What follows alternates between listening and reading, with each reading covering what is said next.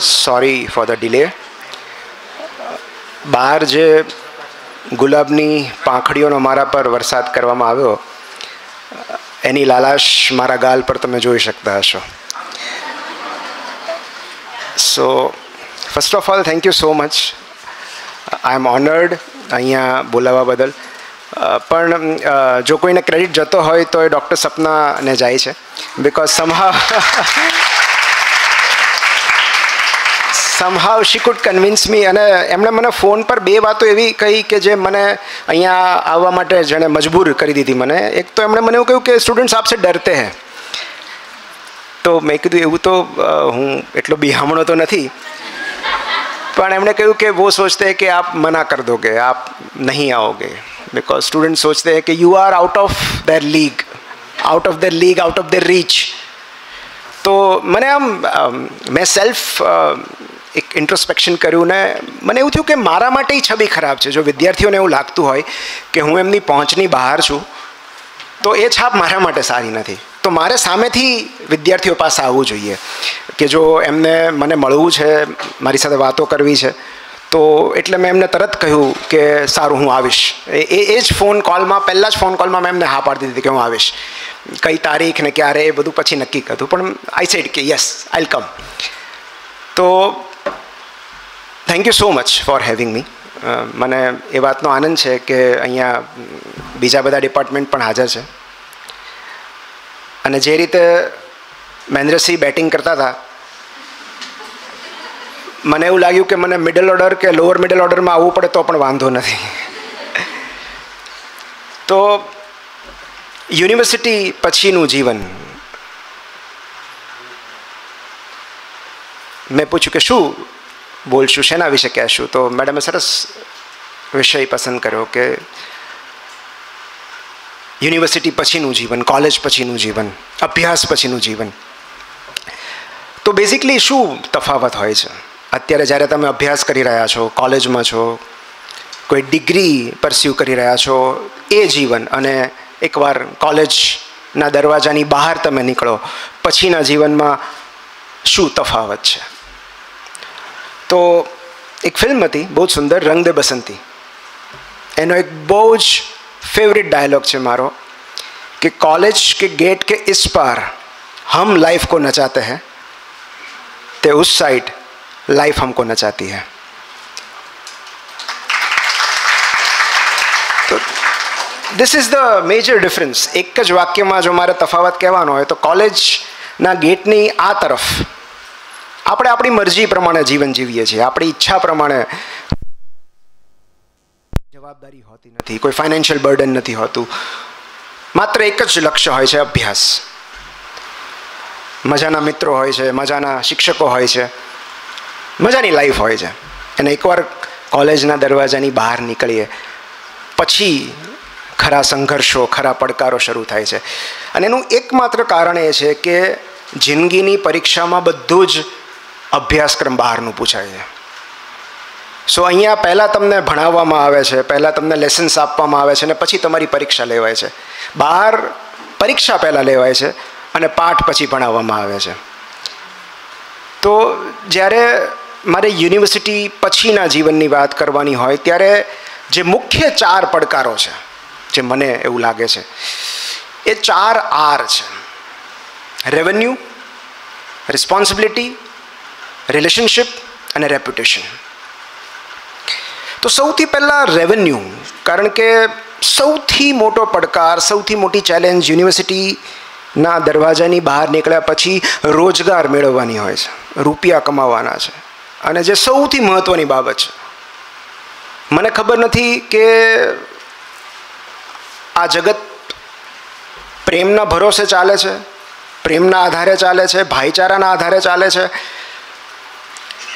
I am not sure, પણ મને એટલી ખબર છે કે આ જગત રૂપિયાના જોરે ચાલે છે. અને રૂપિયા બહુ જ મહત્ત્વના છે. કારણ કે જો આ જ વાત હું કોઈ 60s, મિડ 60sમાં કે મિડ 40sમાં પહોંચેલા ઓડિયન્સને કહેતો હોત તો હું અલગ રીતે કહેત. પણ હું તમને તો એમ જ કહીશ કે રૂપિયા બહુ જ મહત્ત્વના છે. કારણ કે જે લોકો એમ કહે છે કે રૂપિયા મહત્ત્વના નથી, કાં તો એમણે બહુ જ પ્રયત્નો કરી લીધા છે, પણ એમની ધારણા પ્રમાણેના રૂપિયા તેઓ કમાઈ નથી શકતા, અને કાં તો એમની પાસે એટલા બધા રૂપિયા છે કે એમને રૂપિયા મહત્ત્વના જ નથી લાગતા. પણ હકીકત એ છે કે વોલેટ વજનદાર થવાથી ઘણી બધી તકલીફો હળવી થઈ જતી હોય છે. એવું કહેવાય છે કે રૂપિયાથી સુખ નથી ખરીદી શકાતું. I agree. પણ રૂપિયાથી ઘણા બધા દુઃખ અવોઇડ કરી શકાય છે.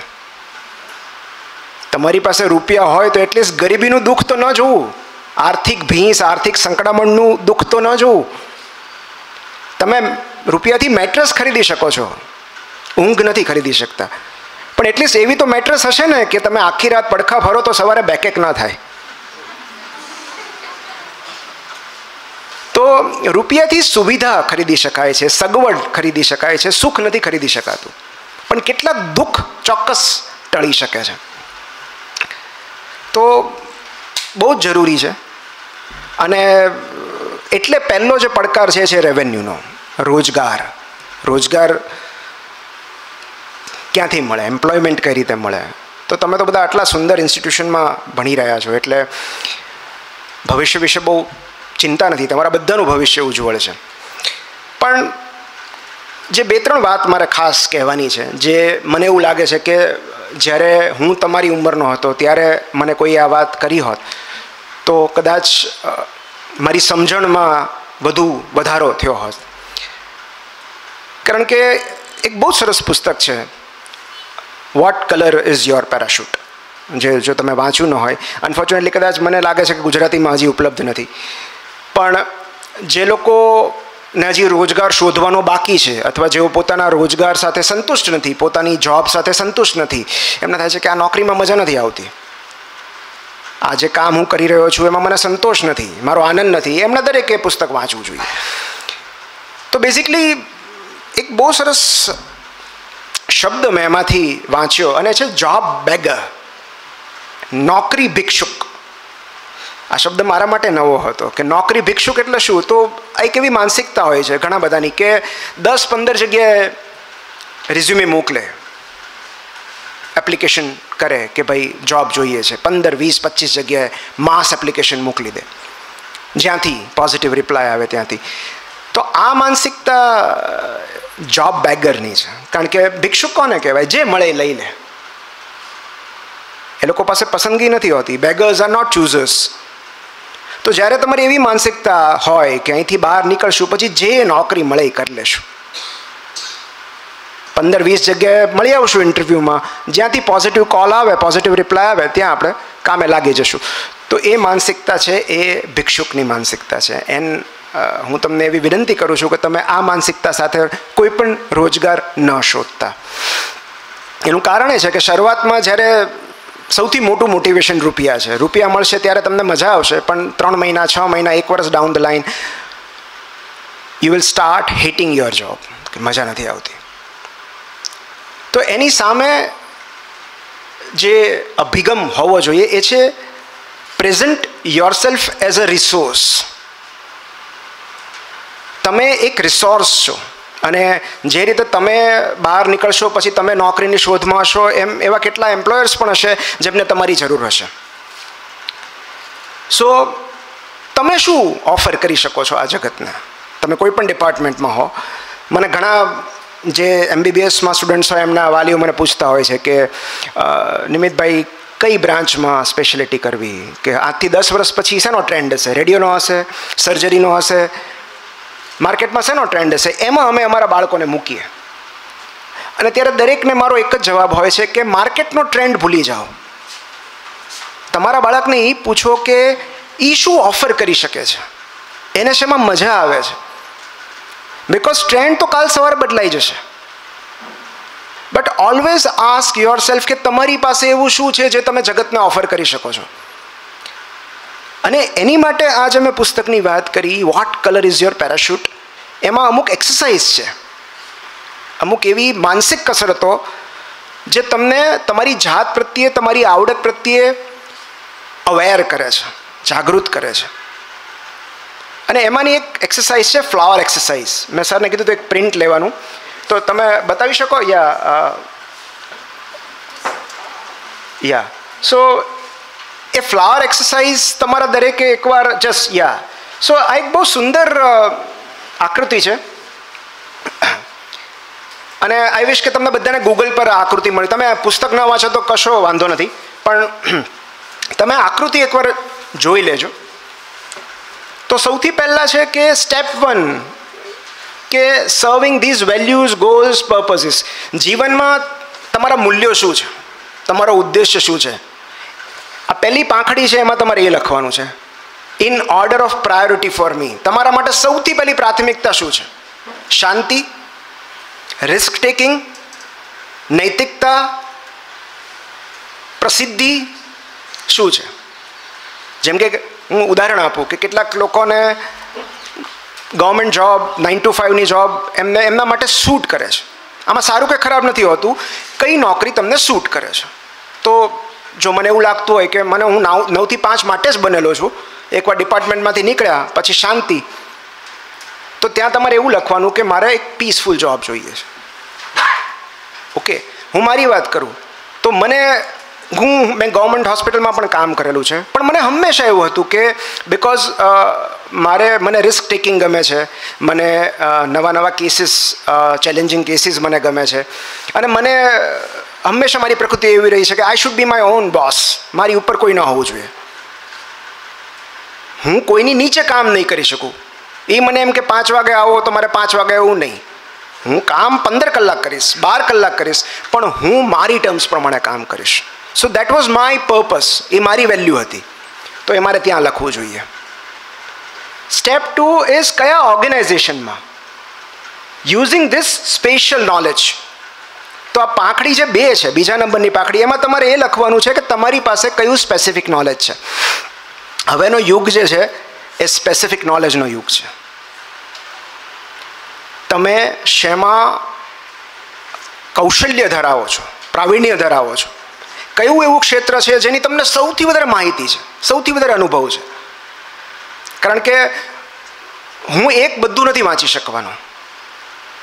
એવા ઘણા બધા ક્ષેત્રો છે જેના વિશે મને કશી જ ખબર નથી પડતી, અને ત્યાં હું કોઈ સાવ અપરિચિત માનવીય મદદને શરણે છું.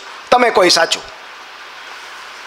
મારા ઘરે, મારી હોસ્પિટલમાં કોઈ ઇલેક્ટ્રિશિયન આવે અથવા એસી રિપેર કરવા માટે આવે તો પછી હું એમાં બહુ ચંચુપાત ન કરું કે ભાઈ આમાં કેમ આવું છે, આ એરરનો મતલબ શું થાય. હું એના હવાલે છોડી દઉં, ભાઈ તને આનું સ્પેશિયલાઇઝ નોલેજ છે, યુ ડુ ઇટ, અને પછી યુ ટેલ મી કે આનું કેટલું બિલ થયું. So he will render me services according to his specific knowledge. એવી જ રીતે જ્યારે બીજું કોઈ મારી પાસે આવે ત્યારે યુરોલોજીના વિષયમાં એ મારા વિષયમાં ચંચુપાત નહીં કરે, કારણ કે મને એનું સ્પેસિફિક નોલેજ છે, સ્પેશિયલાઇઝ નોલેજ છે. અમે એક ઉદાહરણ આપ્યા, બહુ જ ઘાટા ઉદાહરણ આપ્યા, સ્થૂળ ઉદાહરણ આપ્યા, પણ આવા અનેક વિષયો છે, અને વિષયોમાં પણ પેટા વિષયો છે. કે સપોઝ તમે લિટરેચર છો તો લિટરેચરમાં કયું લિટરેચર? સોનેટ છે, કવિતા છે. લિટરેચરમાં પણ કેટલા બધા પ્રકારો છે અંદર. તો એ પ્રમાણે કોઈ એક એવું ફિલ્ડ કે જે તમને ગમે છે, જે વાંચવું, જેનો અભ્યાસ કરવો તમારી રુચિ છે, અને જેમાં કદાચ ડાઉન ધ લાઇન 5 વર્ષ, 10 વર્ષ, 15 વર્ષ ઇન્વેસ્ટ કરવા પડે તો પણ તમને વાંધો નથી, because that is the area of your expertise. અને દરેક માટે અલગ અલગ હોઈ શકે. તો પાંખડી 2માં એ લખો. પછી સ્ટેપ 3 છે એ યુઝિંગ ધીસ ટ્રાન્સફરેબલ સ્કિલ્સ. આ ટ્રાન્સફરેબલ સ્કિલ્સ બહુ મહત્વનું છે. ટ્રાન્સફરેબલ સ્કિલ્સ એટલે એક એવી સ્કિલ, એક એવી આવડત જે ઘણી બધી જગ્યાએ કામ લાગશે તમને. ના બેઝિકલી સ્કિલ એટલે શું? તો બેઝિકલી આપણે ગુજરાતીમાં કહીએ તો આવડત. there is a difference between talent and skill. Talent is something which is natural, જે કુદરતી છે તમારામાં. તમે કશું જ ન કરો પણ તમારામાં છે. પણ માત્ર ટેલેન્ટના જોરે આજ સુધી કોઈ આગળ વધ્યું નથી. એને ડિસિપ્લિનથી એના પર કામ કરવું પડે છે, એને સ્કિલમાં કન્વર્ટ કરવી પડે છે.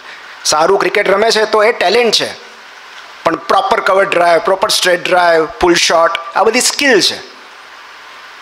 અને યુ વોન્ટ બિલીવ, જ્યાં સુધી અમે પુસ્તક નહોતું વાંચ્યું ત્યાં સુધી મને ખબર જ નથી કે જગતમાં કેટલા પ્રકારની સ્કિલ્સ હોય છે. અને મોટે ભાગે આપણે આપણી જ સ્કિલ્સ પ્રત્યે અવેર નથી હોતા. હું તમને તમારામાંથી કોઈને ઊભા કરીને પૂછું કે તમારામાં કઈ કઈ સ્કિલ્સ છે, તમારામાં રહેલી એવી 5 આવડત મને કહી દો જે તમારી ખાસિયત છે, તમારી લાક્ષણિકતા છે, જેના જોડે તમે જગત જીતી જાઓ. તમે નહીં કહી શકો, કારણ કે આપણે ક્યારે એટલું મનોમંથન કર્યું જ નથી હોતું, આપણે એટલું સેલ્ફ ઇન્વેન્ટરી કરી જ નથી હોતી કે મારી શું ખાસિયત છે, મારામાં એવી કઈ 5 વસ્તુ છે જે મારે રજૂ કરવી જોઈએ. આ કેમ એક્સરસાઇઝ છે? કારણ કે જ્યારે તમે કોઈ નોકરી શોધવા જાઓ છો ત્યારે તમને તમારી ખાસિયત, તમારા સ્ટ્રોંગ પોઈન્ટ્સ, તમારી સ્ટ્રેન્થ ખબર હોવી જોઈએ. તો આ એક લિસ્ટ છે જે આ પણ તમને ગૂગલ પર મળી જશે. A list of 246 skills as verbs. 246 આવડત છે આમાં. અને આઈ એમ શ્યોર કે તમે ઘણા બધા એવી ફરિયાદ કરે ને મને મારામાં તો કાંઈ નથી. તમે આ 246 લિસ્ટ વાંચો, ટિક કરતા જાઓ, આઈ એમ શ્યોર કે એ આંકડો 50થી નીચે નહીં હોય. કારણ કે આમાં કેટલી બધી છે: inspecting, learning, maintaining, meeting, motivating, offering, responding, team work, taking instructions, એ પણ એક સ્કિલ છે. કોઈ તમને 5 વસ્તુ કહે છે કરવાની અને એ 5 તમે યોગ્ય રીતે પૂરી કરો છો તો એ પણ સ્કિલ છે. કારણ કે મોટાભાગના લોકો 4 કરે 1 ભૂલી જાય છે. તો એ પણ એક સ્કિલ છે. Leadership skills, team work, marketing skills, counselling skills, teaching skills, writing skills, કેટલી બધી સ્કિલ્સ, પ્રોબ્લેમ સોલ્વિંગ. અને આઈ એમ શ્યોર કે જેટલી સ્ત્રીઓ અહીંયા છે, જેટલી મહિલાઓ છે, એ બધાની પ્રોબ્લેમ સોલ્વિંગ સ્કિલ જબરદસ્ત હોય છે. મને મારા ઘરનો અનુભવ છે. આજની તારીખે મને કંઈ પ્રોબ્લેમ થાય તો જેનું સોલ્યુશન મેં વિચાર્યું નથી એ મારી વાઈફ લઈને આવે છે કે આનું તો બહુ સિમ્પલ સોલ્યુશન છે. તો આ પ્રોબ્લેમ સોલ્વિંગ સ્કિલ છે ને એ સ્ત્રીઓમાં જન્મજાત હોય છે. અને એટલા માટે જ્યારે તમે ટીમમાં કામ કરતા હો, તમે કોઈ ઇન્સ્ટિટ્યુશનમાં હો, ત્યારે you can represent your self કે મારામાં પ્રોબ્લેમ સોલ્વિંગ સ્કિલ સારી છે. તો આ તમને ખબર હોવી જોઈએ. અને આમાં કેટલી બધી છે: shaping, solving, typing, verbalising, writing, imagining, painting, piloting, prescribing, responding, serving. તો આ જે છે I request you to read. Coping એક્ઝામમાં નહીં હો. So communicating, see communicating skill is કેટલી રેર છે. I tell you, communication skill સૌથી રેર છે જે મારામાં જ નથી. I am really very, I am being honest with you. કારણ કે હું એટલો બધો, અને થેન્ક ગોડ હું એવા પ્રોફેશનમાં છું જ્યાં મારે એક પેશન્ટને એજ્યુકેટ કરવા સિવાય વધારે કશું કરવાનું નથી. બિકોઝ હું આઉટ એન્ડ આઉટ ઇન્ટ્રોવર્ટ છું. એટલે જો મને કોઈ આરજેની જોબ આપી દે કે તમારે આ લોકોને ગેમ્સ રમાડવાની છે, આ લોકોને એન્ગેજ કરવાના છે, you know, come on, hello, એ લોકોને એન્કરેજ કરવાના છે, હું નહીં કરી શકું. આઈ વુડ ફેલ મિઝરેબલી, કારણ કે એ મારો સ્વભાવ જ નથી. સો આ બધી એક્સ્ટ્રોવર્ઝનની સ્કિલ છે જેમાં તમારે સતત બોલવું પડે છે, લોકો સાથે ઇન્ટરેક્ટ કરતા રહેવું પડે છે.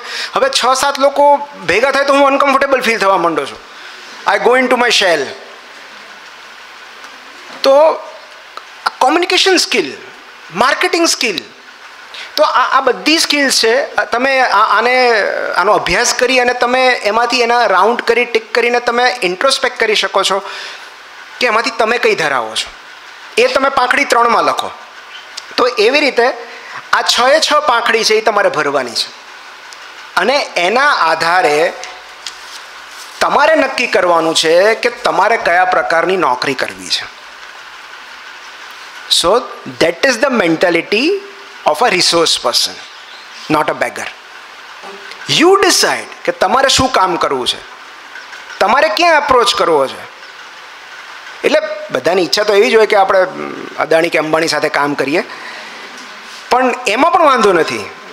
તમે એ ડ્રીમ જોવાની છૂટ છે, સપનું જોવાની છૂટ છે, પણ એ સપનું સાકાર ન થાય ત્યાં સુધી એના રસ્તે તો આગળ વધવું પડશે ને. તો પહેલું પગથિયું કયું છે? તો એવા ટોપ નોચ ઇન્સ્ટિટ્યુશનમાં તમે અપ્લાય કરો જ્યાં આમાં એ પણ છે કે કેવા વાતાવરણમાં તમારે નોકરી કરવી છે, તમારે ક્યાં કામ કરવું છે, કેવા લોકો તમારી સાથે હોવા જોઈએ, કયા શહેરમાં, કેવા વિસ્તારમાં. તો જ્યાં સુધી એ ક્લેરિટી નહીં હોય ત્યાં સુધી આપણે નોકરી ભિક્ષુક જ રહેવાના, કે જે મળે એ કરી નાખશું. અને જે મળે કરવામાં પ્રોબ્લેમ નથી, પણ એ 6 મહિના, 1 વર્ષ, 2 વર્ષમાં ફરી પાછી આપણે નોકરી ચેન્જ કરશું. કારણ કે હુ કમ્સ બિફોર વોટ, હું કોણ છું, એનો સ્વભાવ મારો શું છે, એ જ્યાં સુધી હું નહીં પારખું ત્યાં સુધી મારે કયા પ્રકારનું કામ કરવું છે એ મને નહીં સમજાય. જેમ કે મેં કહ્યું કે હું ઇન્ટ્રોવર્ટ છું, અને એટલે જ કદાચ મને લખવું ગમે છે, કે જે વાત હું કહી નથી શકતો, બોલી નથી શકતો, ફેસ ટુ ફેસ નથી કહી શકતો, એ હું લખીને વ્યક્ત થાઉં છું. તો એ રીતે તમારી પ્રકૃતિ પ્રમાણે કઈ જોબ તમને સુટેબલ છે એ તો તમારે પોતે જ એના પર કામ કરવું પડશે, એ થોડીક કસરત કરવી પડશે. વોટ ડુ યુ વોન્ટ એના કરતાં વોટ કેન યુ ઓફર એ વધારે યોગ્ય વિચાર છે. તમારે શું જોઈએ છે એમ નહીં, તમે શું ઓફર કરી શકો છો સામેવાળી વ્યક્તિને. સો ધીસ ઇઝ, અને સૌથી મહત્ત્વની વાત છે કન્વર્ઝન્ટ અબાઉટ યોર સ્કિલ્સ. તમારી પાસે જે સ્કિલ્સ છે એ જ્યારે તમે તમારું, કારણ કે રિઝ્યુમ તો કેટલા બધા લોકોના આવતા હોય છે, પણ તમારી પાસે એવી કઈ 5 ક્વોલિટીઝ છે જેના બળ પર, જેના દમ પર તમે એ સંસ્થામાં પ્રવેશ કરી શકો છો. પ્રોબ્લેમ સોલ્વિંગ કોમ આપણે જોઈએ કેટલી બધી છે. સો જ્યાં સુધી તમે તમારી આવડત વિશે કોઈને કહેશો નહીં ત્યાં સુધી કોઈને કેવી રીતે ખબર પડશે. જેમ કે કોઈ સ્ટાફ મારી પાસે આવ્યા કે સાહેબ અમારે હોસ્પિટલમાં નોકરી કરવી છે, તમારે વેકન્સી હોય તો મને કહો, તો હું પહેલો પ્રશ્ન શું પૂછીશ કે તમને શું આવડે છે, પેશન્ટ મેનેજમેન્ટમાં તમને શું આવડે છે. અને એ જ્યારે મને એમ કે સર તમારી ગેરહાજરીમાં હું આ કરી નાખીશ, કેથેટર મૂકી દઈશ, IV લાઈન મૂકી દઈશ, કોઈને ઇન્જેક્શન આપવાનું હોય તો આપી દઈશ, કોઈને આ કરવાનું હશે તો ડ્રેસિંગ કરી નાખીશ. સો એણે મને ઓફર કરી કે મારી પાસે આટલી એબિલિટીઝ છે, તમારી ગેરહાજરીમાં પેશન્ટ હેરાન નહીં થાય. સો મને એના પર ભરોસો આવે. સો એવી જ રીતે જ્યારે તમે કોઈની પાસે જાઓ છો ત્યારે બી કન્વર્ઝન્ટ અબાઉટ યોર સ્કિલ્સ, કે તમારી પાસે કઈ સ્કિલ્સ છે જે તમે ઇન્સ્ટિટ્યુશનને ઓફર કરી શકો છો. એન્ડ મને મેડમે એવું કીધું હતું કે બધાને ગવર્મેન્ટ જોબ કરવી છે, એમાં કંઈ ખોટું નથી. સી, જો તમે એવું વિચારતા હો કે તમારે કોઈ સરકારી નોકરી કરવી છે તો there is no harm in it, પણ એની સાથે જે બીજી શરત છે એ પણ પૂર્ણ થવી જોઈએ, જેની હું હમણાં વાત કરું છું. પણ રોજગારનો એક સીધો નિયમ એવો છે, the more you learn the more you earn. જ્યાં સુધી અને જેટલું તમે શીખો છો એટલું વધારે તમે અર્ન કરો છો. બિકોઝ એજ્યુકેશન છે ને, it is more about transformation. અને એની વાત હું હમણાં તમને કરું છું તો મારે તમને 2 વાર્તા કહેવાની છે, અને 2 એવા વ્યક્તિઓની વાર્તા કહેવાની છે જે 2 એમની રીતે મહાન છે. બંનેના રસ્તા અલગ અલગ છે, પણ રૂપિયાથી પણ વધારે મહત્ત્વનું કશુંક છે એ મારે તમને સમજાવવું છે, એટલે હું તમને 2 વાર્તા કહું છું. એક એવી વ્યક્તિ છે જેમની પાસે રૂપિયા આવ્યા, પણ એમને રૂપિયા રળવાની મજા ન આવી, કારણ કે એમના જીવનમાં કશું ખૂટતું હતું. અને બીજી વ્યક્તિ પાસે તો રૂપિયા જ નહોતા. તો આ બંને પોતાનું જીવન કઈ રીતે એનું નિર્માણ કર્યું, એમણે એનું કેરેક્ટર નિર્માણ કર્યું, એમની મહાનતા એમણે પ્રસ્થાપિત કરી, એની વાત છે. પહેલી વાત 15 નવેમ્બર 1885, ભાવનગર નજીક અમરેલી છે, અમરેલી નજીક એક ગામ છે ચિત્તળ. એ ગામમાં એક બ્રાહ્મણ પરિવારમાં એક પુત્રનો જન્મ થયો. ભગવાનજીભાઈના ઘરે નાનકો જન્મ્યો, એનું નામ નાનકો. એના માતા બહુ ધાર્મિક, એના પિતા બહુ પંડિત, બુદ્ધિ પ્રતિભા. અને નાનકાનું ધીરે ધીરે શિક્ષણ શરૂ થયું. પછી સ્કૂલ કરવા માટે ભાવનગર આવ્યા, ભાવનગર નિશાળ પૂરી કરી. પછી પરિસ્થિતિ બહુ સારી નહોતી કુટુંબની, એટલે આર્થિક ભીસ હતી, એટલે નાણાં કમાવા માટે મુંબઈ ગયા. પછી કોઈકે કીધું કે ફલાણી જોબમાં આફ્રિકામાં વધારે સારો સ્કોપ છે, ત્યાં વધારે રૂપિયા મળશે, એટલે વધારે રૂપિયા કમાવા આફ્રિકા ગયા. આફ્રિકાથી પાછા મુંબઈ આવ્યા, મુંબઈમાં વકીલાતનો અભ્યાસ કર્યો. વકીલાત પૂરું કર્યા પછી તેઓ સુરેન્દ્રનગરમાં એમણે લોની પ્રેક્ટિસ શરૂ કરી, કાયદાની પ્રેક્ટિસ શરૂ કરી. અને જેવી કાયદાની પ્રેક્ટિસ શરૂ કરી એટલે રૂપિયા આવવા લાગ્યા, પગાર પણ વધ્યો, પૈસા પણ આવવા લાગ્યા અને પ્રતિષ્ઠા પણ વધવા લાગી. પણ એમને મજા ન આવી. થોડા સમય પછી એમને એવું લાગ્યું કે રૂપિયા તો આવે છે પણ મને સંતોષ નથી થતો, હું આ કામ માટે નથી બનેલો. એનું કારણ એ છે કે જે વકીલાતના કામમાં જે કાવા દાવા કરવા પડે, જે સત્યને તોડી મરોડીને જે રજૂ કરવું પડે, એ કરવામાં એમને આનંદ નહોતો આવતો. એમણે વકીલાત છોડી દીધી. કાયદાનો અભ્યાસ કર્યા પછી વકીલાત છોડી દીધી. એ સમય દરમિયાન એમના ઘરે એક પુત્રનો જન્મ થયો અને પુત્રને નિશાળમાં મૂકવાની જરૂરિયાત ઊભી થઈ. અને ત્યાં એમણે કશુંક એવું જોયું જેમણે તેમનું જીવન બદલી નાખ્યું. એક નિશાળમાં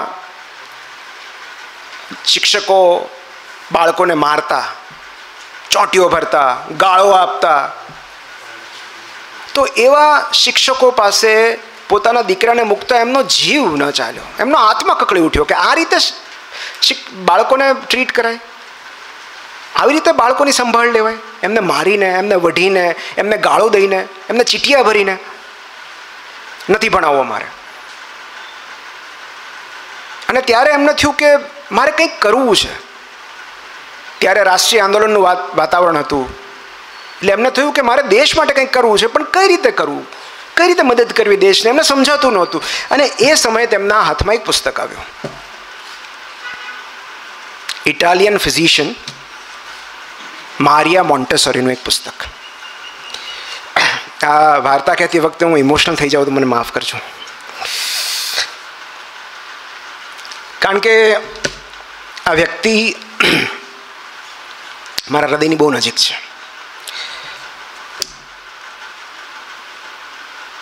અને એ જ સમયે તેમને નિમંત્રણ મળ્યું ભાવનગરથી.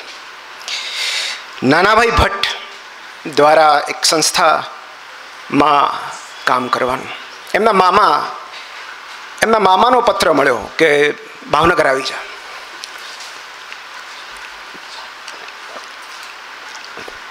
પહેલેથી મામાનો પ્રભાવ વધારે. અને એમને પોતાના જીવનનો ઉદ્દેશ મળી ગયો. એમણે દક્ષિણમૂર્તિમાં ગૃહપતિ તરીકેની નોકરી સ્વીકારી. પછી આઈ થિંક 1916માં, અને પછી 1916ની વાત છે, પછી એમણે વિનય મંદિરમાં આચાર્ય તરીકે ફરજ બજાવી. પણ એમને એવું લાગ્યું કે વિદ્યાર્થીઓ સાથે મજા તો આવે છે, પણ હું કંઈક બેઝિક મિસ કરી રહ્યો છું. હું કશુંક મૂળભૂત ચૂકી રહ્યો છું. મને એવું લાગે છે કે મારે ગ્રાસરૂટ લેવલે કામ કરવું જોઈએ. અને આવો વિચાર આવતા જ તેમણે નક્કી કર્યું કે હું બાળ મંદિરમાં જઈશ. અને 1919માં જે તખ્તેશ્વરની ટેકરી છે, ત્યારે ઘણી બધી ટેકરીઓ હતી, એની બાજુની એક ટેકરી પર બાળ મંદિરની સ્થાપના થઈ. અને મારા જેવા કેટલાય બાળકો માટે આશીર્વાદનું ઘન સ્વરૂપ સ્થપાયું. બાળ મંદિરનું ઉદ્ઘાટન કસ્તુરબાએ કરેલું. અને બાળ મંદિરમાં ગીજુભાઈ પોતે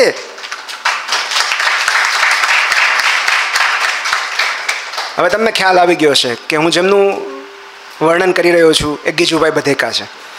તો બાળ મંદિરમાં પોતે શિક્ષક તરીકે તેઓ સેવા આપવા તૈયાર બન્યા. વકીલાતનો અભ્યાસ કરેલી એક વ્યક્તિ વકીલાત છોડીને બાળ કેળવણીમાં પગ મૂકે, એ ઘટના જ કેટલી મંગળકારી છે. અને પછી તો બાકીનો ઇતિહાસ તો આપણે બધા જાણીએ છીએ કે એમણે મોન્ટેસોરી પદ્ધતિ જે આજની તારીખે આપણે ફોલો કરીએ છીએ, એમણે ચમત્કાર કરી દીધો. બાળ કેળવણીમાં ક્રાંતિ સર્જી દીધી. અને આજની તારીખે મહેન્દ્રસિંહ છે કે હું છે કે આવા કેટલા બધા દક્ષિણામૂર્તિમાં ભણેલા અને નહીં ભણેલા વિદ્યાર્થીઓ આજે પણ ગીજુભાઈના સિદ્ધાંતોને વળગી રહ્યા છે. આજ સુધી મતલબ આ પોડિયમ પરથી ઊભા રહીને હું બહુ વટથી કહી શકું છું કે મેં મારી દીકરીને આજ સુધી મેં મારી દીકરી પર હાથ નથી ઉપાડ્યો, એક પણ વાર નહીં. કારણ કે એ આદર્શો હજી જીવે છે. બાળકને કઈ રીતે બાળમાના શાસ્ત્રનો અભ્યાસ કર્યો ગીજુભાઈએ. જે કરવાની હિંમત, ધીરજ કોઈએ નહોતી દાખવી, એ કામ એમણે કર્યું કે બાળકોને પછી ભણાવીશ, પહેલાં બાળકોને ભણી લઉં કે બાળકો શું વિચારે છે, એમને કઈ રીતે ટ્રીટ કરવા જોઈએ, એમને કેવું ગમે, એમની સાથે કઈ રીતે વાત કરીએ તો એમને કઈ રીતે શીખવું ગમે. તો જે ચાઇલ્ડ સાયકોલોજી છે, જે આજ સુધી કોઈએ એ બાજુ વિચાર્યું જ નહોતું, ગીજુભાઈએ પોતાનું આખું જીવન બાળકોને સમર્પિત કરી દીધું અને આજે આપણે એમને મૂછાળી મા તરીકે ઓળખીએ છીએ. એક આ વાર્તા કે પૈસા આવ્યા પણ મજા ન આવી એ કામમાં. અને બીજી એવી વાર્તા કે બિહાર પટનાના એક શિક્ષક બહુ જ મધ્યમ પરિવારમાંથી, લોઅર મિડલ ક્લાસમાંથી આવ્યા, જેમના પિતા એક પોસ્ટ ઓફિસમાં ક્લર્ક હતા અને તેમને અચાનક વિદ્યા ચડી કે ને, અભ્યાસમાં મજા આવવા લાગી, ગણિત એમનો પ્રિય વિષય, અને કેમ્બ્રિજ યુનિવર્સિટીમાં અભ્યાસ કરવાની તક મળી, પણ રૂપિયા નહોતા. પિતા પાસે રૂપિયા નહોતા તો કેમ્બ્રિજમાં ન જઈ શક્યા. નિરાશ થઈ ગયા, દુઃખી થઈ ગયા. પણ મેં નક્કી કર્યું કે હું ન જઈ શકું તો કાંઈ નહીં, મને જે આવડે છે હું બીજા કોઈને તો શીખવી શકું ને. અને એમણે લોકલ લેવલે સ્થાનિક જે વિદ્યાર્થીઓ હતા એમને ગણિત શીખવવાની શરૂઆત કરી. અને મને એક્ઝેક્ટ વર્ષ ખબર નથી, 2004 કે 2006માં ક્રાંતિ ત્યારે સર્જાઈ, પરિવર્તન ત્યારે આવ્યું જ્યારે એક વિદ્યાર્થી જે IIT જોઈન્ટ એન્ટ્રન્સ એક્ઝામની પ્રિપરેશન કરતો હતો એ આવીને કહ્યું કે મને શીખો ને. એમણે એને શીખવવાની શરૂઆત કરીને એમ થયું કે એકને શીખવું છું, નહીં કરતાં બેને શીખવું, બેને શીખવું છું, નહીં કરતાં 5ને શીખવું. એમ કરતાં કરતાં સંખ્યા 30ની થઈ ગઈ. તો આવા નાના એવા ક્લાસમાં 30 જણને ભણાવતા અને સંપૂર્ણ નિઃશુલ્ક. ભણવાનું ફ્રી, ખાવાનું ફ્રી, ટ્રાન્સપોર્ટેશન ફ્રી. એમના મમ્મી 30 વિદ્યાર્થીઓની રસોઈ રોજ બનાવતા. એમને લાવવા લઈ જવાની વ્યવસ્થા એમનો મોટો ભાઈ કરતો. અને ધીરે ધીરે ધીરે એમણે એક સંસ્થાની, એક બ્રાન્ડની શરૂઆત કરી જેને આપણે સુપર 30 તરીકે ઓળખીએ છીએ, આનંદ કુમાર, જેના પર મૂવી પણ છે, રાઈટ? સો આ બે વાર્તા મેં તમને એટલા માટે કીધી કારણ કે રૂપિયા કરતાં વધારે જરૂરી કશુંક છે, અને એ છે માનવીય જીવનમાં બદલાવ લાવવાનો. તો એમણે બહુ જ સરસ વાત કરી છે આનંદ કુમારે કે જીવન એ માત્ર રૂપિયા રળવાની પ્રવૃત્તિ નથી. જ્યાં સુધી સાહેબે સાર્થકતાની વાત કરી કે સફળ ન થશે તો ચાલશે, સાર્થક થશે. તો આ સાર્થકતા ક્યાંથી આવે? જ્યારે તમે અન્યના જીવનમાં પરિવર્તન લાવો છો ત્યારે તમે એ તમારી સાર્થકતા સાબિત કરો છો. બિકોઝ એક માનવીય જિંદગીને, હું તો માનવીય નહીં કહું, કોઈ પણ સજીવની જિંદગીને બદલી શકવાની, એમાં સુધાર લાવી શકવાની, એને કમ્ફર્ટ આપી શકવાની, એનો ઉદ્ધાર કરવાની જે એક ઝંખના આપણા દરેકમાં હોય છે. અને જ્યાં સુધી એ ઝંખના તૃપ્ત નથી થતી ને ત્યાં સુધી આપણા કામમાં આપણને મજા નથી આવતી. તમને ગમે એટલા રૂપિયા મળતા હોય, તમને સંતોષ નહીં થાય, બિકોઝ તમે કોઈ જીવનનો ઉદ્ધાર નથી કરી રહ્યા. એટલે જે કામમાં તમને તમારું કન્વિક્શન નથી એમાં તમને મજા નહીં આવે. સો સૌથી, તમે ગવર્મેન્ટમાં હો, પ્રાઇવેટમાં હો, તમે એજ્યુકેશનમાં છો, તમે શિક્ષક બનો કે તમે બીજા કોઈ ડિપાર્ટમેન્ટમાં છો, જ્યારે તમને એવું લાગે કે રૂપિયા તો આવે છે એ તો બરાબર, પણ મારા કામ થકી હું કોઈ એક કે અનેકની જિંદગીમાં સકારાત્મક બદલાવ લાવી રહ્યો છું કે લાવી રહી છું, ત્યાં સુધી માત્ર રૂપિયા રળવાની મથામણ નિરર્થક છે. It carries no meaning.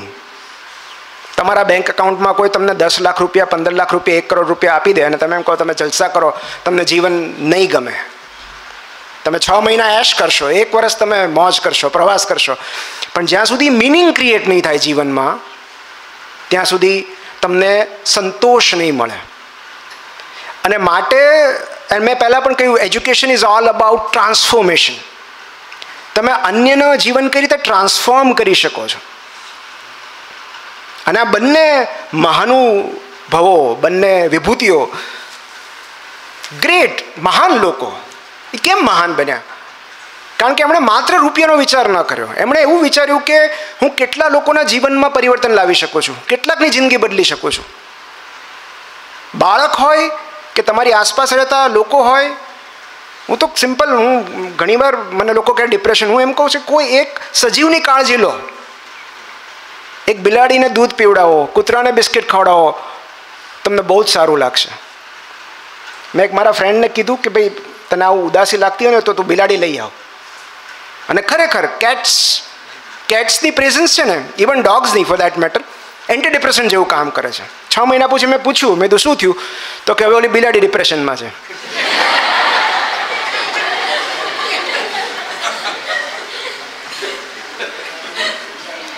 એટલે કેટલાક લોકોનો પર્પઝ જ એવો હોય છે કે કોઈ એક જીવને ઉછેરવો. તમે દાદા દાદીને પૂછો કે તમારો શું હવે એકી ગઈ બુક વાંચવા નથી ગયા, મેન સર્ચ ફોર મિનિંગ આપણા દાદીએ કે નહીં વાંચી હોય કદાચ, એમનો એક જ ઉદ્દેશ છે બસ આ મોટી થઈ જાય, આના લગ્ન થઈ જાય ને પછી હું જાઉં. So it is there purpose કે કોઈ એક જીવ ઉછરી રહ્યો છે, એને કોઈ તકલીફ ન પડે જીવનમાં, અથવા તકલીફ પડે તો હું હોઉં ગાઈડ તરીકે, એ જ મારો પર્પઝ છે. And it applies to each and everybody of us. તમે એક વૃક્ષ વાવો છો તોય તમને એક પર્પઝ મળી જાય છે કે એક જીવ તમે ઉછેરી રહ્યા છો. આ માતા બન્યા પછી કેમ આટલી બધી સ્ત્રીઓને અચાનક જીવન ગમવા લાગે છે? એમને પર્પઝ મળી જાય છે, મારું બાળક હવે મારો ઉદ્દેશ્ય છે. સો જ્યારે પણ કોઈ એક જીવની કાળજી આપણે લઈએ છીએ, એના જીવનમાં વૃદ્ધિ કરીએ છીએ, એને વિકાસ કરીએ છીએ એનો, ત્યારે આપોઆપ આપણને આપણું મિનિંગ મળી જાય છે. સો જ્યાં તમારું કન્વિક્શન નથી, જ્યાં તમને મિનિંગ નથી મળતો, પર્પઝ નથી મળતો, ત્યાં તમે રૂપિયા કમાઈને પણ ખુશ નહીં રહી શકો. સો આ બંને વસ્તુ સાથે હોવી જોઈએ. તમે ગવર્મેન્ટ જોબ કરો છો, તમે કોઈ સરકારી શાળામાં શિક્ષક છો, ફાઇન, પણ તમે જે વિદ્યાર્થીઓને ભણાવી રહ્યા છો એમના જીવનમાં જે સકારાત્મક પરિવર્તન તમારા કારણે આવે છે, તો આજે તમને બધાને જોઈને, તમારી આંખો જોઈને મને એટલો આનંદ થાય છે. જે રીતે તમે મારા પુસ્તકો ડિસ્પ્લે કર્યા છે, મને ખરેખર એટલું સંતોષની ફિલિંગ થાય છે કે ગ્રેટ, ચલો મારા આટલા કામથી તમને કંઈક તો જાણવા મળ્યું, કંઈક તો બદલાયું. તો અને વિદ્યાર્થીઓના જીવનમાં પરિવર્તન લાવવું એ તો સૌથી પુણ્યનું કામ છે, સૌથી મોટી સેવા છે. તો આ થોડી મેં ગંભીર વાતો કરી, હવે થોડી હળવી વાતો તરફ જઈએ. આપણે રેવન્યુ પતાવ્યું, હવે છે રિલેશનશિપ. અને મને એવું લાગે છે કે અત્યારના યુથનો સૌથી મોટો પ્રોબ્લેમ જ રિલેશનશિપ છે. કે જેને પૂછો એને હાર્ટ બ્રેક્સ, એને એનો ઓલો વાત નથી કરતો ને ઓલી વાત નથી કરતી ને. સો રિલેશનશિપ કોન્ફ્લિક્ટ્સ સૌથી કોમન પ્રોબ્લેમ છે. અત્યારે કોઈ પણ યુવાનને તમે પૂછો શું દુઃખ છે, તો કાંઈ નથી આવડતું કે નથી સમજાતું એ દુઃખ નથી. દુઃખ એ જ છે કે ઓલાએ બ્લોક કરી દીધો છે, એ હવે વાત નથી કરતો. 6 મહિના તો બધું બરાબર ચાલ્યું, હવે તો ફોન નથી ઉપાડતો. આ દુઃખ છે અત્યારે. જોબ મળશે કે નહીં એની ચિંતા પણ નથી, પણ ઓલું ગમતું પાત્ર સાથે નહીં હોય એનું દુઃખ છે કે હવે મેં તો સપના ક્યાં સુધીના જોઈ નાખ્યા હતા કે બાળકનું નામ શું રાખશું.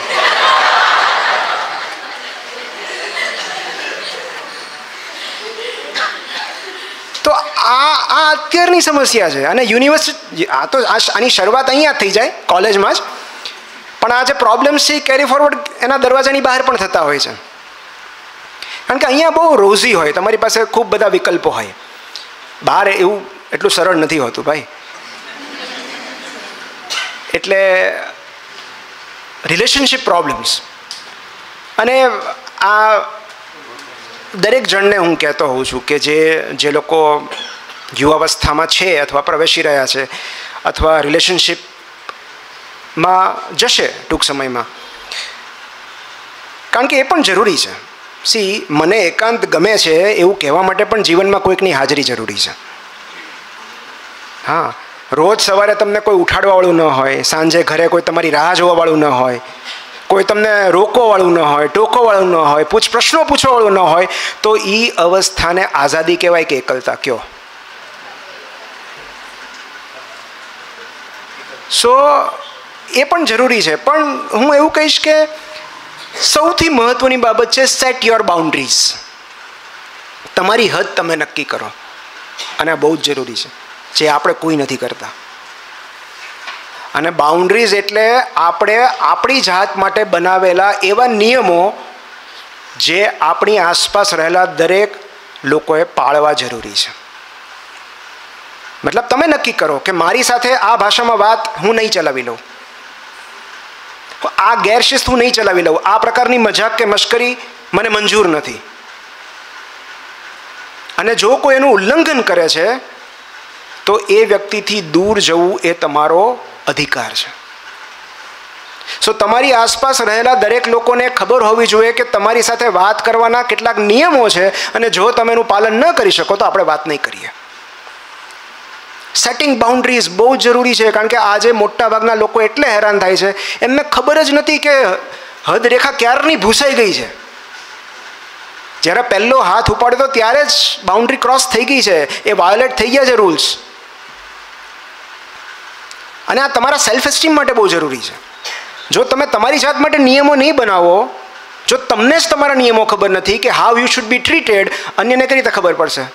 બિકોઝ તમારી સાથે કેવા પ્રકારનું વર્તન વ્યવહાર થવો જોઈએ એના સ્ટાન્ડર્ડ્સ તો તમે જ નક્કી કરશો ને. તમે નહીં કહો, તમે કન્વે નહીં કરો સામેવાળી વ્યક્તિને, ત્યાં સુધી એ તો એ જ રીતે વર્તશે જે એમને યોગ્ય લાગે છે. સો સેટિંગ બાઉન્ડ્રીઝ આ બહુ જરૂરી છે. અને જ્યારે એ બાઉન્ડ્રીઝ તૂટે છે, વાયોલેટ થાય છે, ત્યારે તમે એવું કહી શકો કે હવે હું સમાધાન કરી રહ્યો છું. અને કેટલું સમાધાન કરવું, ક્યાં સુધી સમાધાન કરવું, એ તમારે નક્કી કરવાનું છે. સમાધાન જ્યારે શોષણમાં રૂપાંતરિત થઈ જાય એ પહેલાં આપણે અટકી જવું જોઈએ. સો આ બહુ જ જરૂરી છે. પણ હેવિંગ સેડ દેટ, સાવ એકલા રહેવું, દરેકના વ્યક્તિગત મંતવ્ય હોય, વે ઓફ લાઈફ હોય, પણ હું એવું કહીશ કે જીવનમાં કોઈકની હાજરી એટલા માટે જરૂરી છે કારણ કે આ જગતની પીડાથી એટલી તકલીફ નથી થતી જેટલી તકલીફ એ પીડા કોઈને ન કહી શકવાથી થાય છે. શેર કરવા માટે તો કોઈક હોવું જોઈએ ને. અને આપણા દરેકના જીવનમાં કોઈ એક વ્યક્તિ એવી હોવી જોઈએ જે આપણી એ ખૂબીઓ આપણને દર્શાવે, બતાવે, જે આપણે ન જોઈ શકીએ આપણામાં, કે આ ક્વોલિટીઝ આ મારામાં હતી, મને તો ખબર જ નહોતી. તો કોઈ એવી વ્યક્તિ જે તમારામાં રહેલા એવા સબળ પાસાઓ તમને કહે, રજૂ કરે, તમને બતાવે, જેના પ્રત્યે તમે અજાણ હતા, જે તમને નીચું પાડે, જે તમને ડિસ્કરેજ કરે, તમારો કોન્ફિડન્સ તોડી નાખે, એ તમારો પાર્ટનર કઈ રીતે હોઈ શકે? હું પાર્ટનર શબ્દ વાપરું કારણ કે બેટર હાફ ને વર્સ હાફ ને એવું કશું નથી હોતું. હાફ શું મતલબ, this is a complete life. આ પેલું કહે ને એક ખોવાયેલો ટુકડો તમને જડી ગયો, એવું કશું નથી હોતું. ઈશ્વરે એવું રાખ્યું છે કે અત્યારે તમે અડધા છો, ઉતાવળમાં તમને મોકલી દઉં છું, બાકીનું અડધું તમે ત્યાં ગોતી લેજો. This is a complete life. તો કોઈ તમને પૂરા નથી કરવાનું. તમે એક સંપૂર્ણ જીવ છો, એવા જેવા બાળપણમાં હતા. કોઈ આવે કે ના આવે, તમે તમારી મસ્તીમાં છો. કોઈ તમારી સેલ્ફનું એક્સપાન્શન કરશે. Nobody can complete you because you are already complete.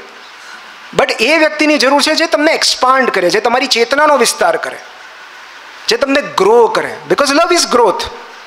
Ultimately પ્રેમ એ બીજું કશું નથી, એ સાથે વિકસવાની વાત છે. એટલે આ બહુ જરૂરી છે. અને આપણી સૌથી મોટી ગેરમાન્યતા એ છે કે સુખી થવા માટે લગ્ન કરવા જોઈએ. કારણ કે જો આપણે આપણી જાતને સુખી નથી કરી શકતા તો એ જવાબદારી કોઈ અન્ય પર નાખવી તો કેટલો મોટો અત્યાચાર છે. મતલબ આપણી માટે પણ એના માટે પણ એમ. તો અને કશુંક મેળવી લેવાની વૃત્તિ સાથે, કશુંક પામવાની વૃત્તિ સાથે તમે કોઈ રિલેશનશિપમાં પ્રવેશો છો તો એ તો ડિઝાસ્ટરની શોર્ટ ફોર્મ્યુલા છે.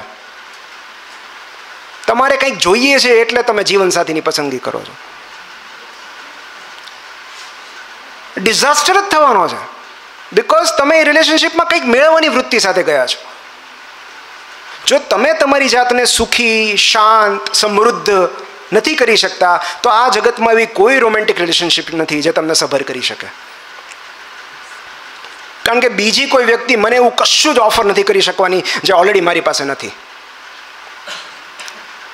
રિલેશનશિપમાં ત્યારે જ પ્રવેશવું જ્યારે તમારે કશુંક આપવું હોય, શેર કરવું હોય. તમારે કંઈક શેર કરવું છે. અને પેલું કહે છે ને કે આ બોલિવૂડના જે સોંગ્સ છે ને બહુ ઓવર રોમેન્ટિસાઇઝ કરી નાખે આખી ઘટનાને, અને એટલે જ આપણે દુઃખી થઈએ છીએ કે તું હે તો ફિર મુझे और क्या चाहिए. એટલે આમ તમે લિરિક્સની દ્રષ્ટિએ જુઓ તો બહુ રોમેન્ટિક અને અદ્ભુત લિરિક્સ છે, પણ પ્રેક્ટિકલ લાઈફમાં આ બિલકુલ એડવાઇઝેબલ નથી. કારણ કે તું હે તો मतलब और काफ़ी कुछ चाहिए. પહેલું તો હેલ્થ. હા ને, હેલ્થ. તારા આવવાથી હું અદોદરો ન થઈ શકું, મારે જીમ કન્ટિન્યુ રાખવું પડે. તું ગમે ત્યારે તું કે એટલે મારે જંક ફૂડ નથી ખાઈ લેવાનું.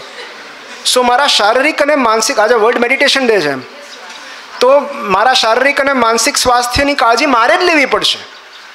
બીજું છે મની. કોઈ મને ગમે એટલો પ્રેમ કરી લે, એ વ્યક્તિ મારી ગરીબાઈ દૂર નહીં કરી શકે. સો એના આવવાથી જે રૂપિયા રળવાની પ્રવૃત્તિ છે, જે કામ છે, મને ગમતું કે ન ગમતું કામ મારે કરતા રહેવું પડશે. ત્રીજું છે સ્પેસ, મોકળાશ. કે પ્રેમમાં રહેલી બે વ્યક્તિ કંઈ કોન્જોઇન્ટ ટ્વિન્સ નથી, એ લોકો શરીરથી જોડાયેલા નથી હોતા. તો બંનેને પોતપોતાની મોકળાશ જોઈએ છે, સ્પેસ જોઈએ છે, મી ટાઈમ જોઈએ છે. અને ચોથું છે ગ્રોથ. આ બહુ જ જરૂરી છે. એક બહુ સરસ કહેવત છે કે in love either we grow together or we grow apart. જો તમે સાથે વૃદ્ધિ નથી પામતા, સાથે વિકસતા નથી, સાચો શબ્દ વિકાસ છે, વૃદ્ધિ તો ઝાડપાને પામતા હોય છે. સાચો શબ્દ વિકાસ, સાથે નથી વિકસતા તો તમે છૂટા પડી જાઓ છો. કારણ કે લવ ઇઝ ગ્રોથ. અને તમે કોઈ પણ જગ્યાએ તમે ઉદાહરણ જોશો, તમે જેને પ્રેમ કરો છો ને, તમે એનો ગ્રોથ જ ઈચ્છશો. તમને કોઈ ગુલાબનું ફૂલ ગમે છે, એ તમે તોડી લીધું, દેટ મીન્સ કે યુ લાઇક દેટ રોઝ. તમે એને પાણી પાશો તો યુ લવ દેટ રોઝ. મને કોઈ ગલુડિયું ગમે છે, મને બહુ વાલ આવે છે એના પર, તો એને ઘરમાં નહીં રાખી દઉં, હું એને દૂધ આપીશ, એને બિસ્કિટ આપીશ. તમને કોઈ સજીવ ગમે છે, તમે એની વૃદ્ધિ ઈચ્છો, એનો વિકાસ ઈચ્છો, કે આ ગ્રો કઈ રીતે થાય. એક માતા પોતાના બાળકને પ્રોપર એનો ઉછેર થાય એવી બધી કાળજી રાખે છે, કારણ કે એના પ્રેમમાં હોય છે. સો પ્રેમમાં રહેલી બે વ્યક્તિઓ એક રાસાયણિક પ્રક્રિયા જેવું છે. જો એમાં કોઈ રિએક્શન થાય તો બદલાવ બંનેમાં આવે છે. જો એક જ વ્યક્તિ વિકાસ પામે છે અને બીજી ત્યાં ને ત્યાં રહી જાય છે, તો બહુ જલ્દી રિલેશનશિપની બહાર નીકળી જશે. સો બંનેનું ગ્રો થવું જરૂરી છે. એન્ડ સૌથી બીજું મહત્વનું રિલેશનશિપમાં બીજું તો શું હોય કે મિત્રો. તો એક હમણાં થોડા સમય પહેલાં સુપ્રીમ કોર્ટે એવો ચુકાદો આપ્યો છે કે કોઈ રેસ્ટોરન્ટ કે હોટલ આ જે પાણીની બોટલ છે એની MRP કરતાં વધુ રૂપિયા લઈ શકે છે. બરાબર? એટલે તમે જે બોટલ અહીંયા સાદા સ્ટોરમાં 20 રૂપિયાની મળતું હોય, એ તમે હાઈવે પર જાઓ 40-50 રૂપિયા હશે. કોઈ 5 સ્ટાર હોટલમાં જાઓ 100 રૂપિયા હશે. કોઈ કોન્સર્ટમાં જાઓ કે સ્ટેડિયમમાં જાઓ 200 રૂપિયા હશે. તો કેમ આવું? પાણી તો એનું જ છે, બોટલ એની છે, એનું બહારનું કવર એ. તો શું બદલાયું છે? એનું સરાઉન્ડિંગ્સ. તો જેમ જેમ આપણું સરાઉન્ડિંગ્સ બદલાતું જાય છે, સુધરતું જાય છે, એમ આપણું મૂલ્ય આપોઆપ વધતું જાય છે. અને એટલે આઈ વુડ સે કે તમને તમારી જાત ન ગમતી હોય, જો તમને એવું લાગતું હોય યુ આર અંડર એપ્રિશિએટેડ, અનએપ્રિશિએટેડ, તમને તમારી જાત અપ્રિય લાગતી હોય, તો સૌથી પહેલાં તમારા મિત્રો બદલી નાખો.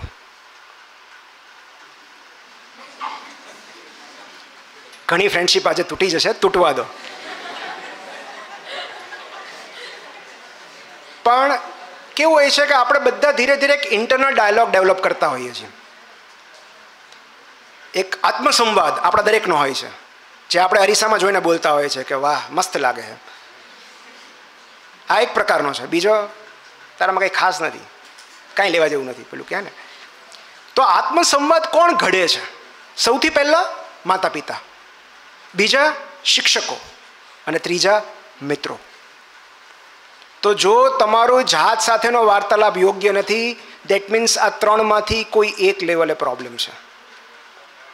અને પહેલા બેમાં હું શ્રદ્ધા રાખું છું ઈશ્વરમાં કે ત્યાં ભૂલ ન હોય તો સારું.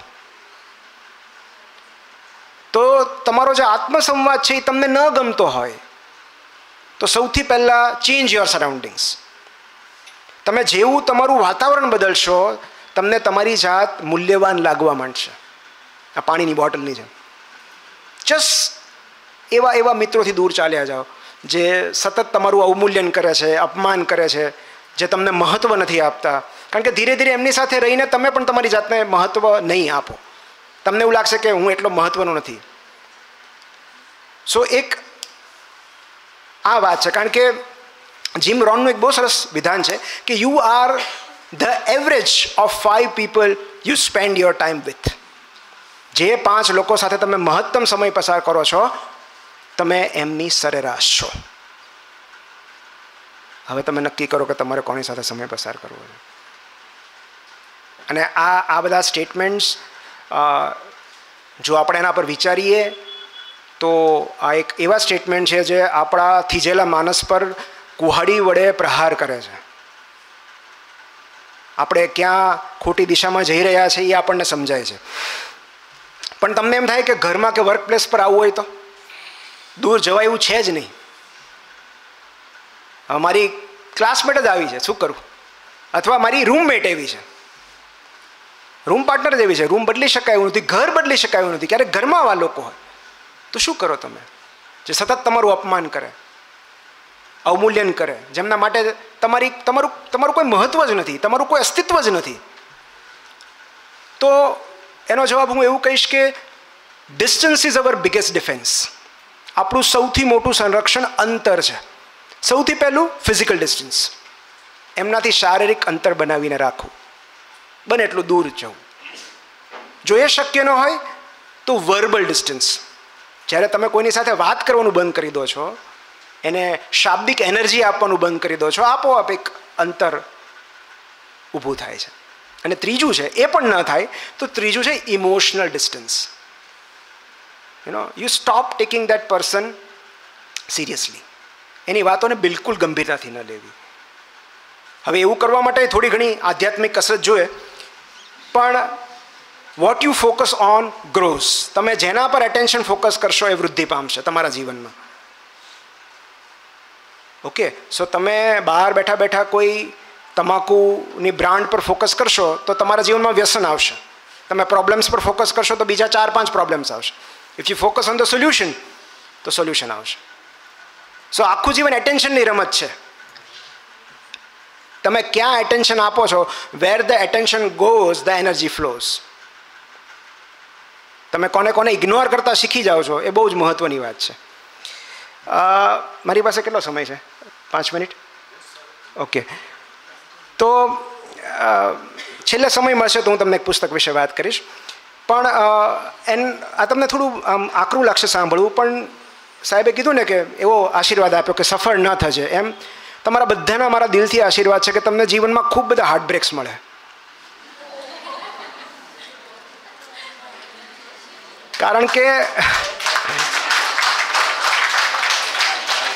કારણ કે મેં આજ સુધી એવી એક પણ સફળ, સમર્થ અને સદ્ધર વ્યક્તિ નથી જોઈ જેણે મલ્ટિપલ હાર્ટબ્રેક્સ ન સર્વાઈવ કર્યા હોય. અને એ બહુ જરૂરી છે.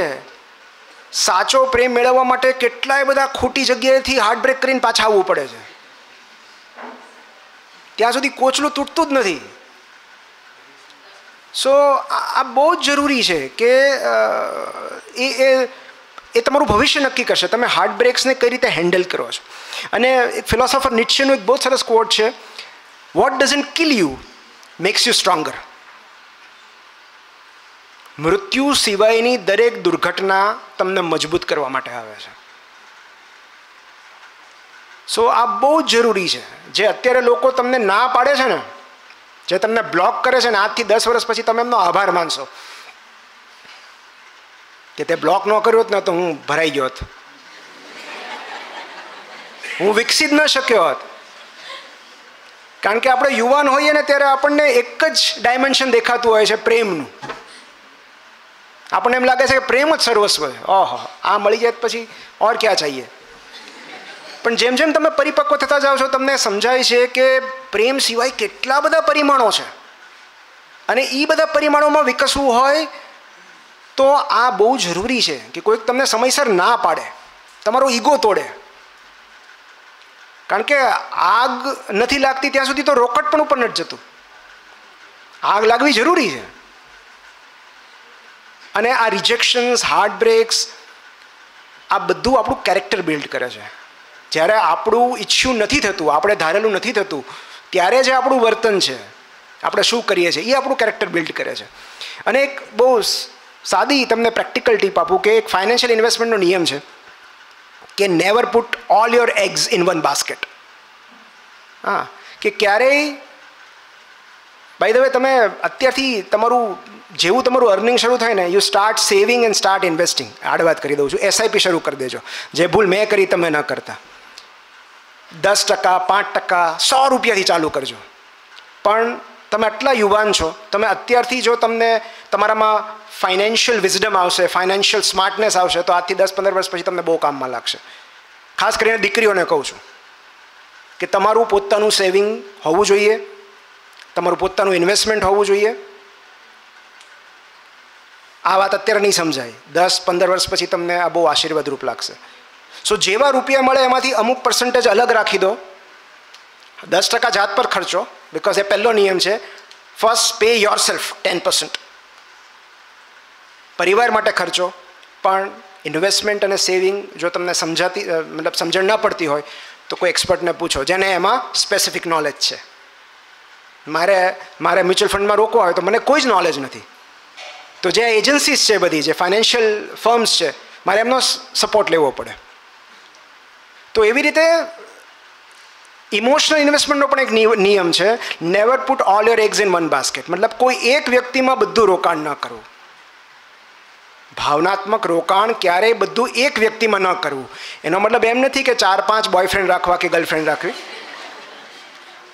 પણ એનો મતલબ એમ કે એ વ્યક્તિને સર્વસ્વ ન બનાવી દેવી. તમારી જે કંઈ બીજી પ્રવૃત્તિઓ છે જે તમને ગમે છે એ શરૂ રાખવી. કોઈ મળી ગયું એટલે જીમ જવાનું બંધ કરી દીધું, પુસ્તકો વાંચવાના બંધ કરી દીધા, મ્યુઝિક સાંભળવાનું બંધ કરી દીધું, તમે વોક પર જતા હતા એ બંધ કરી દીધું, તો દેટ મીન્સ કે તમે બેંકરપ્સી તરફ જઈ રહ્યા છો. કારણ કે જે દિવસે એ વ્યક્તિ નીકળી ગઈ તમે બરબાદ થઈ જશો, પાયમાલ થઈ જશો. સો એવી રીતે તમારું એનર્જી અને ઇમોશનલ ઇન્વેસ્ટમેન્ટ કરો કે કદાચ એ કાલ સવારે જાય તો એ બાકી આપણે એટલા સમૃદ્ધ હોઈએ. તમારા મિત્રોમાં ઇન્વેસ્ટ કરજો કે જે મિત્રો તમારી સાથે હંમેશા રહેવાના છે, તમારા માતા પિતા, તમારા કુટુંબી સભ્યો, આ બધામાં પણ ઇક્વલી ઇન્વેસ્ટ કરવું જરૂરી છે. ખાલી રોમેન્ટિક રિલેશનશિપ એક જ નથી, કારણ કે જો બધો ટાઈમ એનર્જી એમને આપી દીધું તો એ શોર્ટ ફોર્મ્યુલા છે કે આજ નહીં તો કાલ ગમે ત્યારે તમે બેંકરપ્ટ થઈ જશો. લાસ્ટ, જિંદગીનું સૌથી મોટું જુઠ્ઠાણું છે ફાઇન્ડ યોર પેશન. કારણ કે જે વસ્તુ ક્યાંય ખોવાઈ જ નથી એ જડશે કેવી રીતે? So passion is something which is never lost. Passion આપણે કોઈ જાસૂસ નથી કે આપણે ટોર્ચ લઈને શોધ્યા કરે કે ક્યાં છે પેશન, ક્યાં છે પેશન. આપણે મૂર્તિકાર છીએ, આપણે એનું નિર્માણ કરવાનું છે. We have to create our passion. તો કોઈ તમને કહેવા નહીં આવે કે ફલાણી જગ્યાએ પહેલાં ઝાડની નીચે તમારી પેશન છુપાયેલી છે, શોધી આવો. તમારે જાતે એનું નિર્માણ કરવું પડશે કે તમને શેમાં રસ પડે છે અને કઈ પ્રવૃત્તિ તમને ગમે છે. Lastly I would say PDF, patience, discipline and faith. So PDF will solve most of your problems. તમારા પાસે ધીરજ હોવી જોઈએ, જે અત્યારે નથી આપણી પાસે. ઇન્સ્ટન્ટ ગ્રેટિફિકેશનના યુગમાં આપણી પાસે બધું છે, ધીરજ નથી. સો મારે મારી દીકરીને કોઈ એક સદગુણ ભેટમાં આપવાનો હોય તો હું એને ધીરજ આપીશ. Have patience. બાકી બધું આપમેળે આવી જશે. ડિસિપ્લિન, હાર્ડવર્ક, એના વગર પેશન્સ નકામી છે. And last is faith. જે તમે જે ઈચ્છ્યું છે, જે સમૃદ્ધ જીવન તમે જીવવા માગો છો એ તમને મળશે. ભલે થોડો સમય લાગે પણ એ મળશે. એ બહુ જરૂરી છે.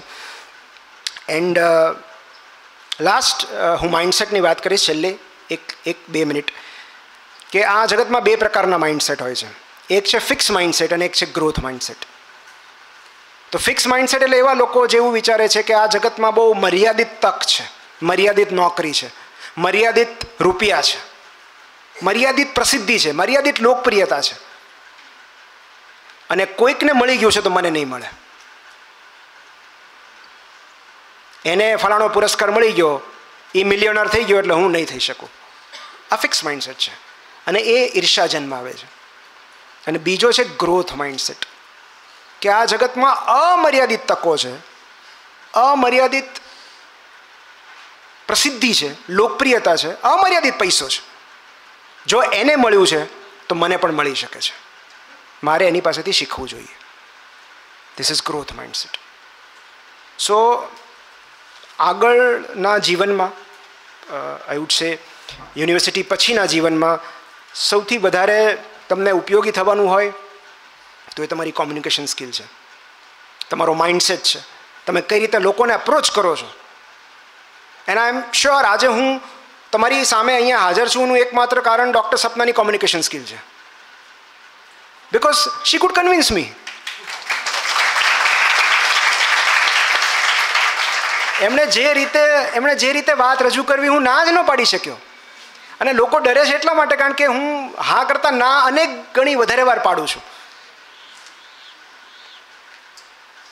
તો તમે કઈ રીતે લોકોને અપ્રોચ કરો છો, કઈ રીતે એમને મળો છો, કઈ રીતે એમને સાંભળો છો. એક્ટિવ લિસનિંગ આ સૌથી મોટી સ્કિલ છે જે અત્યારે કોઈની પાસે નથી.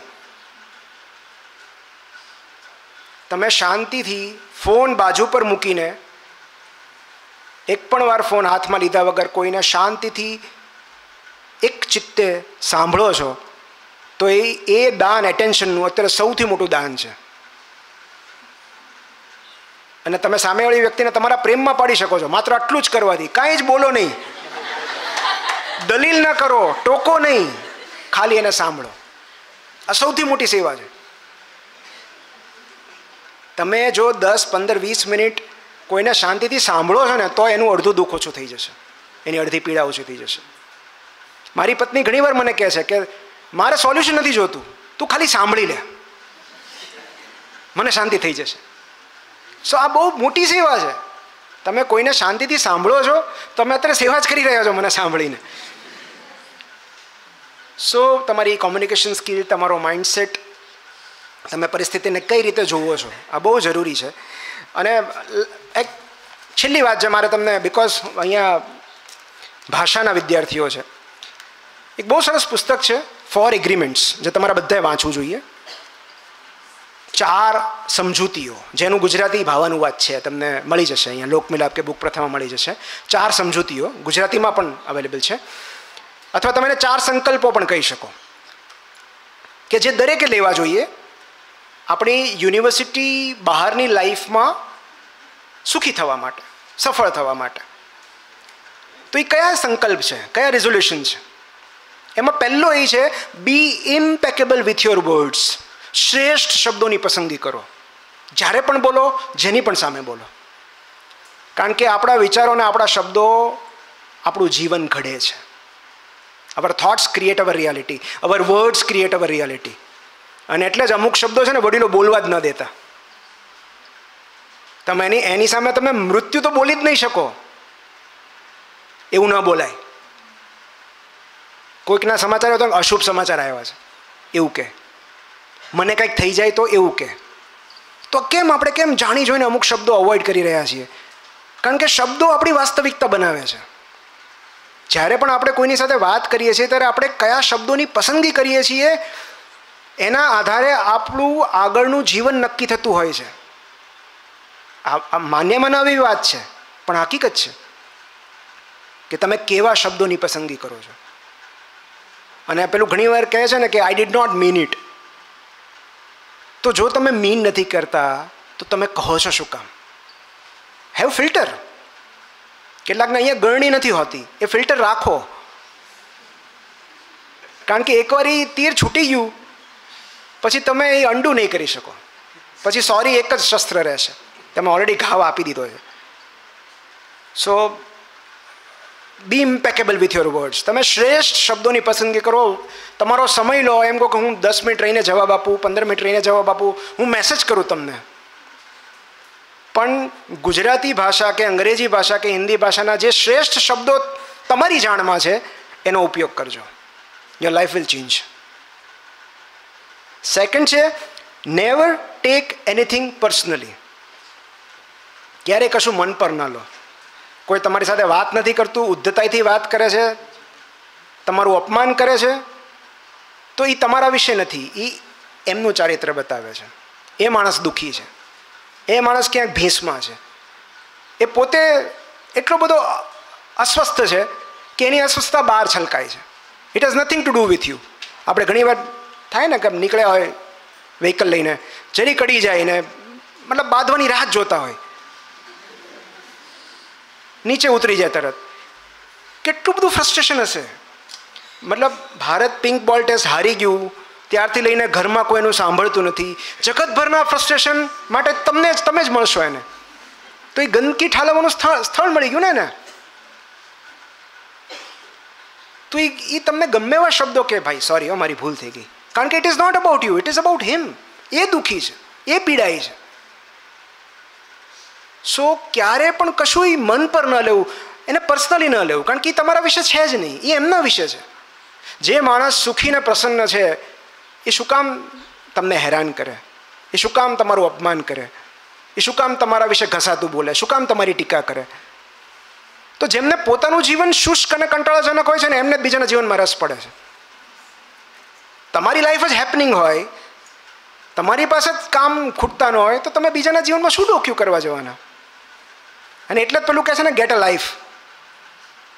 ગેટ અ લાઈફ બહુ મિનિંગફુલ સ્લેંગ છે કે ભાઈ તું મારા જીવનમાં શું થાય છે નહીં, તું તારું કંઈક ઇન્ટરેસ્ટિંગ લાઈફ શોધી કાઢ કે જેમાં તારે મારા જીવનમાં પંચાયત ન કરવી પડે. ત્રીજું છે નેવર મેક અઝમ્પશન્સ. ક્યારે ધારણા ન કરવી.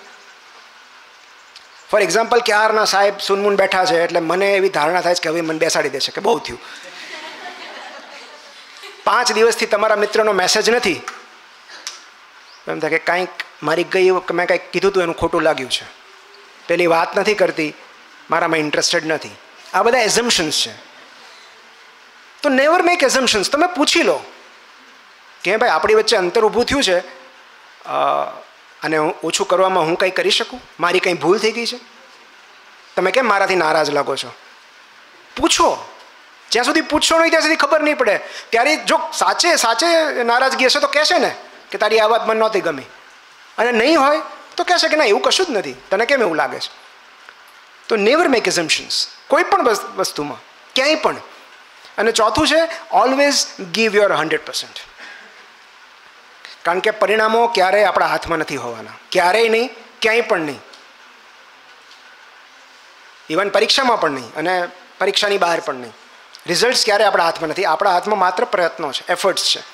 સો at the end of the day આપણે આપણી જાતને એક જ પ્રશ્ન પૂછવાનો છે કે શું મેં મારું 100% આપ્યું? હજી વધારે મહેનત કરી શક્યો હોત, હજી વધારે તૈયારી કરી શક્યો હોત? જો એનો જવાબ એવો આવે કે ના 100% તમે આપ્યું છે, તો પછી પરિણામનું બહુ મહત્ત્વ નથી. છેલ્લું રેપ્યુટેશન બાકી રહી ગયું. રેપ્યુટેશન એટલે એમ નહીં કે મારા મમ્મી પપ્પા શું વિચારશે, સમાજ શું વિચારશે, શિક્ષકો શું વિચારશે. એ તો ઠીક છે, એ તો છે જ, પણ સૌથી મહત્ત્વનું છે your self reputation, reputation of self. તમે તમારા જાત વિશે શું વિચારો છો? એ બહુ જ મહત્ત્વનું છે કે તમારી નજરમાં તમારી શું છબી છે. અને તમે જેટલું નૈતિકતા અને મૂલ્યોને વળગી રહેશો એટલું તમારી નજરમાં તમારી છબી વધારે નિખરતી જશે. સો એક મોરલ કંપાસ હોવો બહુ જરૂરી છે, મોરાલિટી હોવી બહુ જરૂરી છે. જો તમે નૈતિક મૂલ્યોને વળગી નહીં રહો તો રૂપિયા તો કમાશો, પણ જાતમાં એક એવો ખાલીપો સર્જાઈ જશે. પેલું એક બહુ સરસ કોટ છે ને કે all sins are to fill the void within. જેટલા પાપ છે, જેટલા દૂષણો છે, એ બધું જાતમાં સર્જાયેલા ખાલીપાને ભરવા માટેના છે. એ વ્યસન હોય, ગેમ્બલિંગ હોય, જુગાર હોય, કંઈ પણ હોય, જાતની અંદર એક એવો ખાલીપો છે જે તમે ભરી નથી શકતા, એટલે તમે આ બધાનો સહારો લો છો. તો એ ક્યારે ખાલીપો સર્જાય છે? જ્યારે આપણે મોરલ કંપાસથી ભટકીએ છીએ, નૈતિકતાથી ભટકીએ છીએ ત્યારે. તો કોઈ પણ કામ કરતાં પહેલાં તમારે એટલું વિચારવું છે, ને ઇનર સ્કોર બોર્ડ કહેવાય છે, કે આ કામ કરવા બદલ તમે તમારી જાતને 10માંથી કેટલા માર્ક્સ આપો છો. જો 10માંથી 10 હોય તો ઓહો, મતલબ તમારી self reputation is like you are celebrity for your self. પણ જો એ 9, 8, 7 મતલબ જે કામ તમે કરી રહ્યા છો એમાં તમે જ તમારી જાતને પાસ નથી કરવાના, તો એ કર્યા પછી તમે તમારી જાતને કેટલા ધિક્કારવા લાગશો. તમારી રેપ્યુટેશન તમારી નજરમાં કેટલી તળી આવી જશે. સો ઓલવેઝ બીજા શું વિચારે છે એ તો ઠીક છે, તમારી નજરમાં તમારી છબી કેટલી સાફ છે, કેટલી સુઘડ છે, એ બહુ મહત્ત્વનું છે. તો વિથ ધેટ આપણે આ 4 Rની ચર્ચા કરી, અને થોડું શરૂ કરવામાં મોડું થયું, એટલે પૂરું કરવામાં થોડું મોડું થઈ રહ્યું છે. પણ મને અહીંયા આવીને બહુ જ આનંદ થયો, બહુ સંતોષ થયો કે આટલા બધા તેજસ્વી વિદ્યાર્થીઓની સામે મને મારી વાત કહેવાનો અવસર મળ્યો. ખાસ કરીને સાહેબનો આભાર, સોનાવને સાહેબનો આભાર, મેડમનો આભાર કે આટલું સરસ રીતે લીખપાલસિંહનો કે આટલું સરસ રીતે બધું એરેન્જ કરી દીધું. અને thank you so much. Thank you.